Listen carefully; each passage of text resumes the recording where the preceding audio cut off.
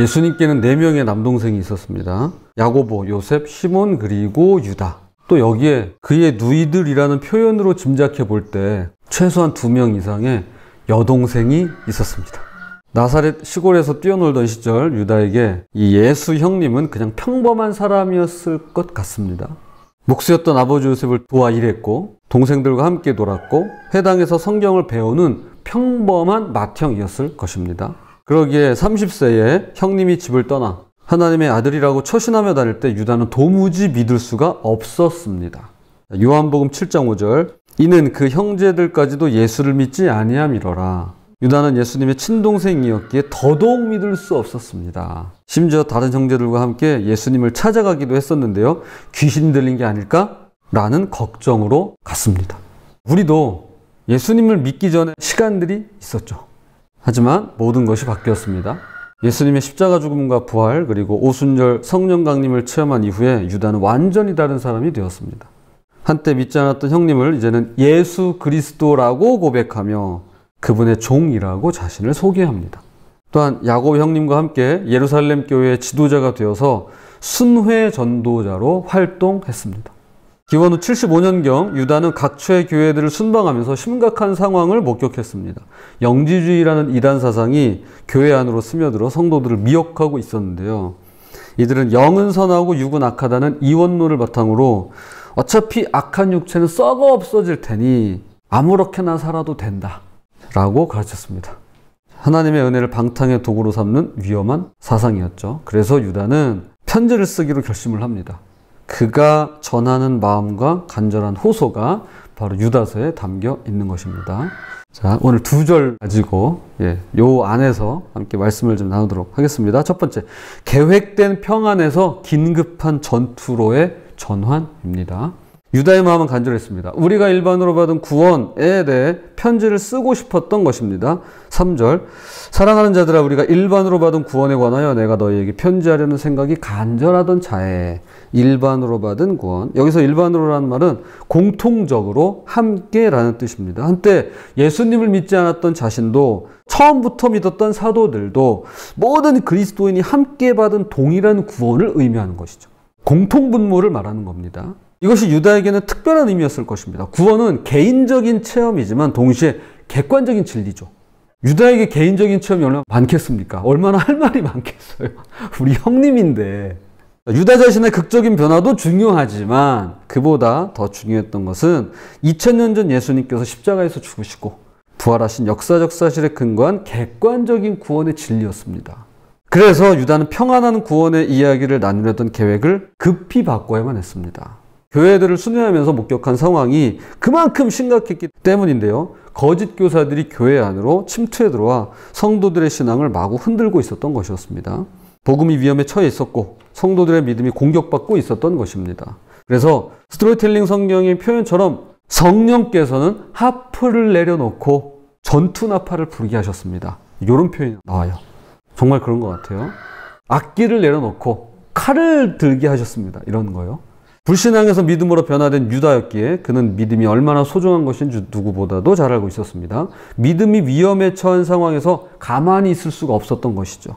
평화로운 목양서신이 아니라 전투를 위한 징집 명령서를 써야 할 상황이 되었던 것입니다. 지금은 전시라는 겁니다. 우리에게도 때를 분별하는 지혜가 필요할 것 같습니다. 이런 때, 지금이 평시인지 전시인지, 그냥 지금이 괜찮은 때인지 아니면 지금은 조금 경계해야 될 때인지 분별해야 될 지혜가 필요한 것 같습니다. 깨어나기 전까지는 잠들어 있다는 사실을 알지 못합니다. 깨어나서야 비로소 아차 내가 잠들었구나라는 걸 알게 돼요. 그러므로 깨어나야 합니다. 평상시에는 평안하게 지내지만 신앙이나 가정이 위험에 처할 때는 영적 전투에 나서야 할 때가 있습니다. 물론 개인적인 신앙 체험이 무엇보다 소중하지만 성경의 객관적인 진리에서 어긋남이 없는지를 우리가 항시 돌아보고 살펴봐야만 하겠습니다. 우리가 받은 구원이 모든 그리스도인들과 함께 나누는 보편적인 복음임을 기억하면서 저를 포함한 우리 모두가 언제든 틀릴 수 있지만 저도 틀릴 수 있습니다. 우리 모두 다 틀릴 수 있습니다. 목사님, 할아버지가 와도 틀릴 수 있습니다. 잊으시면 안 됩니다.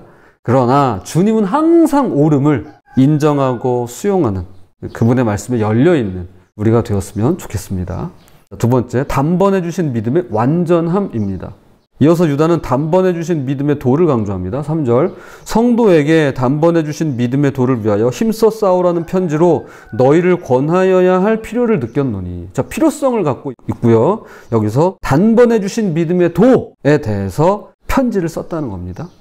여기서 단번에라는 표현이 중요한데요. 헬라어로 한 번에, 완전히, 영구적으로라는 뜻입니다. 이것은 하나님의 계시가 완전하고 최종적이라는 의미인데요. 유다 자신이 이것을 경험했더랬죠. 사실 우리가 요한계시록에서 이런 얘기 나눴어요. 하나님께서 계시를 주셨지만 계시가 베일을 벗기도 한데 다 보여주진 않으셨다. 그렇죠. 우리가 전부 다 하는 게 아니잖아요. 주님이 언제 재림하실지 모르잖아요. 우리가 전부 다 하는 거 아니에요. 전부 다 알려주신 거 아니에요. 그럼에도 불구하고 하나님께서 우리에게 주신 계시는 완전합니다. 우리에게는 완전해요. 우리에게 꼭 필요한 거, 우리에게 꼭 알맞은 것들을 우리에게 주셨다는 겁니다. 그런 의미에서 완전한 겁니다. 예수님의 부활과 성령의 강림을 통해 그는 완전한 믿음을 받았습니다. 더 이상 새로운 계시나 추가적인 증명이 필요하지 않았다는 겁니다. 이게 단번에 주신 믿음의 도예요. 그래서 제가 전에도 말씀드렸죠. 하늘에서 이렇게 뭐 손가락이 나타나서 글을 쓰거나 뭐 이런 어떤 이적이 일어난다거나 기적 같은 일들이 일어나면 사람들이 주님을 확 믿고 그럴 것 같은데 사실 그럴 일은 거의 일어나지 않습니다. 예수님께서 십자가에서 다 이루었다라고 하신 것처럼 구원에 필요한 모든 진리가 이미 주어진 것입니다. 이미 주어졌습니다. 이게 단번에 주신 믿음의 도예요. 자, 히브리서 1장 1절 2절, 옛적의 선지자들을 통하여 여러 부분과 여러 모양으로 우리 조상들에게 말씀하신 하나님이 이 모든 날 마지막에는 아들을 통하여 우리에게 말씀하셨으니, 즉 하나님의 계시가 예수님을 통하여 완성되었다고 말씀합니다. 그래서 유다는 힘써 싸우라고 권면합니다. 한때 예수 그리스도와 가장 가까이 있었지만 가장 멀리 있으며 그분을 영접하는 믿음이 없이 살았던 유다였기에 이 믿음이 얼마나 귀한 것인지, 이 믿음을 지키는 것이 얼마나 소중한지를 절실히 알고 있었을 것입니다. 유다가 힘써 싸우라고 독려했다면 바울은 선한 싸움을 싸우라고 말하는데요. 진리를 지키기 위한 싸움은 힘써서 해야 할 선한 싸움인 것입니다. 그러니까 이 단번에 주신 믿음 가지고 뭐하냐? 싸워야 될 때라는 겁니다. 힘써서 싸워야 될 때라고 이야기하는 것입니다. 에베소서 6장 12절, 우리의 씨름은 피와 살을 가진 사람들을 상대로 하는 것이 아니라 통치자와 권세자들과 이 어두운 세계의 지배자들과 하늘에 있는 악한 영들을 상대로 하는 것입니다. 우리의 싸움은 사람들과 하는 다툼이 아니죠. 통치자와 권세자, 어두운 세계의 지배자, 그리고 뒤에서 배후에 있는 그 악한 영들을 상대로 하는 것입니다. 즉 그만한 능력과 권력, 힘과 권한을 가지고서도 자기 마음대로 휘두르며 자신의 욕망만을 채우고자 하는 자들, 그리고 그 배후에 있는 악한 영들을 상대로 하는 영적 전쟁입니다. 사람을 향해서는 친절하게, 그러나 그들의 죄와 악에 대해서는 단호하게 힘써서 싸우고 선한 싸움을 하시는 우리 모두가 되었으면 좋겠습니다. 그래서 이제 세 번째, 가만히 침투한 거짓을 경고합니다. 이미 단번에 주신 믿음이 있어요. 그런데 가만히 거짓 교사들이 들어와서 속살거리면서 거짓을 이야기합니다. 이제 그걸 경계해요. 4절입니다. 이는 가만히 들어온 사람 몇이 있음이라. 유다는 가만히 들어온 사람들을 경고합니다. 이들은 정면으로 교회를 공격하지 않고 몰래, 그리고 은밀하게, 교묘하게 침투했습니다. 겉으로는 교회 일원인 것처럼 행동하면서 속으로는 교회를 무너뜨리고자 했습니다. 오늘날 교회에 가만히 들어온 대표적인 이단이 바로 신천지죠.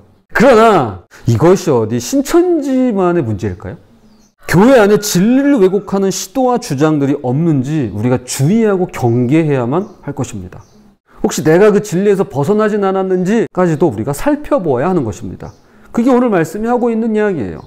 유다가 이런 교묘함을 간파할 수 있었던 것은 자신도 한때 예수님에 대해 의심했던 경험이 있었기 때문일 것입니다. 겉으로는 가족이면서도 속으로는 불신앙을 품고 있었던 자신의 과거를 돌아보며 이런 위선적인 모습을 더 예리하게 분별할 수 있었는데요. 이들에게는 두 가지 특징이 있었습니다. 가만히 들어온 자들에게는 두 가지 특징이 나타났는데요. 첫째, 우리 하나님의 은혜를 도리어 방탕한 것으로 바꾸었습니다. 하나님의 은혜를 핑계로 죄를 정당화한 것입니다. 어차피 예수님이 다 용서해 주시니까 아무렇게나 살아도 괜찮아 라는 식으로 가르쳤습니다. 이것은 값싼 은혜의 전형적인 모습이죠.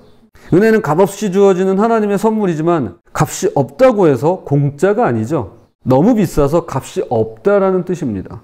invaluable 이란 뜻이 그렇죠. valuable에다가 앞에 in을 붙여서 그럼 가치가 없는 거구나 라고 생각하기 쉽지만 실은 너무 귀해서 가격을 매길 수가 없는 뜻입니다. 그런데 이보다 한 단계 더 나아가는 게 있습니다. priceless. 이건 가격을 매기지 못하는 정도가 아니라 가격 자체가 없습니다. 그러니까 유일무이하기 때문에 없는 거예요. 예수 그리스도의 생명값으로 치르신 은혜가 바로 그것이죠. 은혜는 결코 죄를 정당화하지 않습니다. 바울이 얘기하잖아요. 은혜가 큰 곳에 죄가 크다고. 그래서 죄를 더 많이 짓겠느냐? 두 번째 특징은 우리 주 예수 그리스도를 부인했다라는 것입니다. 겉으로는 예수님을 믿는다고 하면서 실제로는 예수님의 주되심을 거부했습니다. 예수님을요, 구세주로, 그러니까 구원자로는 받아들였지만 주님으로는 받아들이지 않았습니다. 주님, 그러니까 Savior, 구세주로는 받아들였어요. 나 구원해 주실 분이야. 구세주, 구원자로 받아들였습니다. 그러나 주님, 주인, 즉 Lord, 내 인생의 왕, 내 삶의 주인으로는 받아들이지 않았습니다. 이 둘을 분리할 수 없죠.